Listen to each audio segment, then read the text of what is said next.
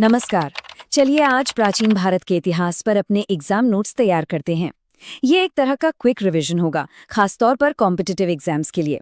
आज का हमारा टॉपिक है भारत के पहले गांव और शहर कैसे बसे और इससे जुड़े वो सारे जरूरी फैक्ट्स जो हमें पता होने चाहिए। तो कहानी शुरू कहाँ से होती है? ये उस मोड़ से शुरू होती है जब इंसान ने पहली बार पत्थर के औजारों के साथ साथ किसी और चीज का इस्तेमाल करना सीखा, और वो थी धातु। यहीं से शुरू होता है मेटल एज, यानी धातु युग। और यकीन मानिए, इस एक खोज ने भारतीय उपमहाद्वीप में समाज के विकास की पूरी दिशा ही बदल कर रख दी। अच्छा, तो इस नए युग का जो सबसे पहला फेज था उसे हम कहते हैं ताम्र पाषाण काल, इंग्लिश में चाल्कोलिथिक पीरियड। अब देखिए, नाम में ही इसका मतलब छिपा है। ताम्र यानी तांबा और पाषाण मतलब पत्थर। तो ये कॉपर स्टोन एज था, वो दौर जब इंसान ने पहली बार तांबे का इस्तेमाल किया। हाँ, एक बात ध्यान रखने वाली है कि पत्थर के औजार अभी भी चल ही रहे थे, वो बंद नहीं हुए थे। तो सवाल उठता है कि इस दौर में जिंदगी कैसी थी। देखिए, यही वो समय था जब भारत में पहले ग्रामीण समुदाय, मतलब पहले गांव बसने शुरू हुए। छोटे छोटे गांव थे जो खेतीबाड़ी पर निर्भर थे, लेकिन यही वो गांव थे जिन्होंने आगे चलकर आने वाली महान सभ्यताओं की नींव रखी। अब एक इंटरेस्टिंग बात यह है कि ये जो कल्चर थे ये पूरे भारत में नहीं फैले थे। इनका मेन सेंटर था पश्चिमी भारत, मतलब आज का मध्य प्रदेश, राजस्थान और महाराष्ट्र वाला इलाका। और इसका एक बहुत सीधा सा लेकिन इम्पॉर्टेंट कारण था, वो ये कि राजस्थान में तांबे के बहुत बड़े भंडार थे और वहां पहुंचना आसान था। और तांबा ही तो इस युग की सबसे जरूरी धातु थी, है ना? इन गांवों के लाइफस्टाइल को अगर हम कुछ पॉइंट्स में समझें तो जिंदगी बहुत सिंपल थी, लेकिन लोग आत्मनिर्भर थे, मतलब अपनी जरूरतें खुद पूरी कर लेते थे। इनकी इकोनॉमी पूरी तरह खेती पर टिकी थी। घर कैसे थे? कच्ची मिट्टी के, जिनकी छतें फूस की बनी होती थीं।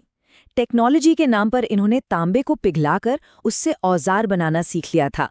और हाँ, इनकी एक खास पहचान थी, इनके काले और लाल रंग के मिट्टी के बर्तन, जिसे ब्लैक एंड रेड वेयर भी कहते हैं। अब इन ग्रामीण बस्तियों से भारतीय उपमहाद्वीप ने एक जबरदस्त छलांग लगाई, एक ऐसी छलांग जिसके बारे में आज भी दुनिया बात करती है।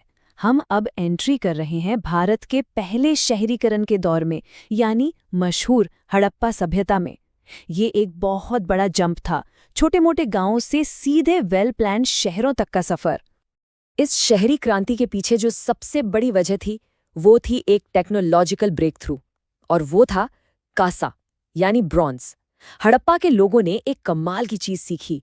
उन्होंने ताम्रपाषाण वाली जगहों से तांबा लिया और उसे अफगानिस्तान से मंगवाए गए टिन के साथ मिला दिया। और नतीजा था कांसा, एक ऐसा अलॉय जो तांबे से कहीं ज्यादा मजबूत और टिकाऊ था। बस इसी एक चीज ने उनके औजार, हथियार और पूरे समाज को बदल कर रख दिया। हड़प्पा के शहर तो इंजीनियरिंग के अजूबे थे, सच में। वो सिर्फ बस्तियां नहीं थीं, बल्कि बहुत सोच समझकर प्लानिंग के साथ बनाए गए अर्बन सेंटर्स थे। सड़कें एकदम सीधी, एक दूसरे को 90 डिग्री के एंगल पर काटती थीं, जिसे ग्रिड पैटर्न कहते हैं। उन्होंने कच्ची मिट्टी की जगह पकी हुई ईंटों का इस्तेमाल किया, और उनकी ड्रेनेज सिस्टम, मतलब नालियों की व्यवस्था, वो इतनी एडवांस्ड थी कि आज के कई मॉडर्न शहरों को भी टक्कर दे सकती है। उनकी शानदार आर्किटेक्चर का सबसे फेमस एग्जाम्पल है मोहनजोदारो का ग्रेट बाथ या विशाल स्नानागार।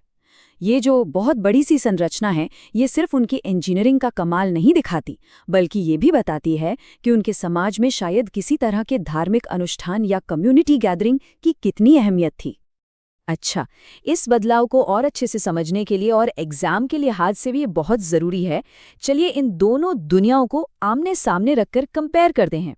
एक तरफ है सीधे साधे गांव वाले ताम्रपाषाणिक लोग और दूसरी तरफ है कॉम्प्लेक्स शहरी हड़प्पा सभ्यता।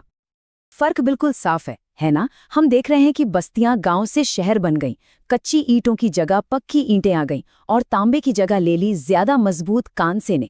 लेकिन शायद जो सबसे बड़ा लीप था, जो सबसे बड़ा फर्क था, वो था कम्युनिकेशन में। हड़प्पा के लोगों ने लिखने की कला यानी एक स्क्रिप्ट डेवलप कर ली थी। ये एक ऐसी चीज थी जो उन्हें अपने से पहले के लोगों से बिल्कुल अलग करती है। चलिए, अब जब हमने बड़ी पिक्चर समझ ली है तो फटाफट कुछ ऐसे की फैक्ट्स पर नजर डालते हैं जो सीधे सीधे एग्जाम में पूछे जाते हैं। ये पॉइंट्स रिवीजन के लिए बहुत जरूरी हैं। बात करते हैं खेती-बाड़ी की। हड़प्पा के लोग इसमें भी बहुत आगे थे। हमें कालीबंगन में जुते हुए खेत का सबूत मिला है, ये याद रखिएगा। और वो दुनिया में सबसे पहले कपास उगाने वालों में से थे।